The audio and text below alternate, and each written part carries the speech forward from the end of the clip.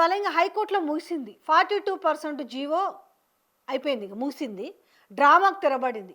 అయితే ఇవాళ హైదరాబాద్లో కానీ తెలంగాణ రాష్ట్రంలో కానీ ఎవరిని వలకరించినా కూడా ఎవరి చేతిలో పైసలు ఆడతలేవు. జర రియల్ ఎస్టేట్ నడుచుంటే ఏమైందంటే ఇంతోడో అంతోడో రియల్ ఎస్టేట్ చేసుకొని జర మంచిగానే ఈ రియల్ ఎస్టేటుకి సంబంధించి బాగుంటే దీని లింకప్ బిజినెస్లు చాలా ఉంటాయి.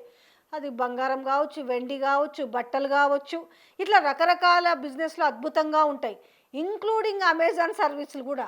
అయితే అమెజాన్ సర్వీసులు చెప్తున్నారు కదా, గతంలో అయితే ప్రతి మంచిగా ఆర్డర్లు ఉండేవి, ఇప్పుడు ఉంటలేవు అంటున్నారు.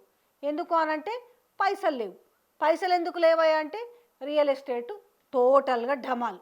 ఈ రియల్ ఎస్టేట్ పడిపోయిందని చెప్పి ఏం చేసిరు మొన్న 170 కోట్లకు ఎకరం భూమి ఎవడురా రియల్ ఎస్టేట్ పడిపోయిందని చెప్పిర్రు అనేసి వార్తలు చేపించారు. బట్ ఆ వార్తలు చేపించిన సన్నాసులకు తెలియని విషయం ఏంటంటే ఎంత ఘోరంగా నగరం నడి మధ్య మొదలు పెట్టుకుంటే తెలంగాణలో ఉన్న చివరాఖరి బార్డర్ దాకా కూడా రియల్ ఎస్టేట్ ఎట్లుందో అందరు తెలుసు. ఇక హైరైజ్ అపార్ట్మెంట్లు కట్టిరు. ఆల్మోస్ట్ 3 లక్షల ఫ్లాట్లు ఖాళీగా ఉన్నాయట.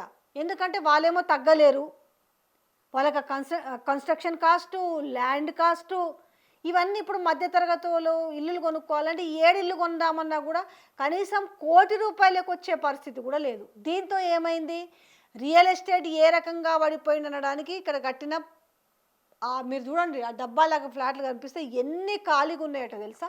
చూస్తురు పోయి కొందామంటే పైసలు లేవు, అమ్ముకుందామంటే కొంటోళ్ళు లేడు. రియల్ ఎస్టేట్ అంటే ఎంత ఆగమైంది అనేది ఇలా తెలంగాణలో ఏ ఒక్కరిని అడిగినా చెప్తారు.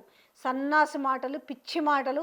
మేము 170 ఎకరాలకు ఎకరం అమ్మినాము, ఎంత ఉందంటే ఎవడు కొన్నాడు భయ్ 170 కోట్లకు ఎకరము? ఏ ప్రభుత్వంలోనైనా 170 కోట్లకు ఎకరం కొన్నాడు వాడు 2-3 ఇల్లులు కట్టుకుంటాడు అనుకుంటున్నారా? దాన్ని దేనికి పెడతాడు? దాంట్లో ఐదర్ కమర్షియల్, ఐదర్ డొమెస్టిక్. 170 కోట్లకు ఎకరం కట్టిండంటే ఎన్ని ఫ్లోర్లు వేస్తాడు, ఎంత రేటు పెడతాడు? కొంచెం ఇది జనాలకు చెప్తే అర్థమవుతుంది కదా.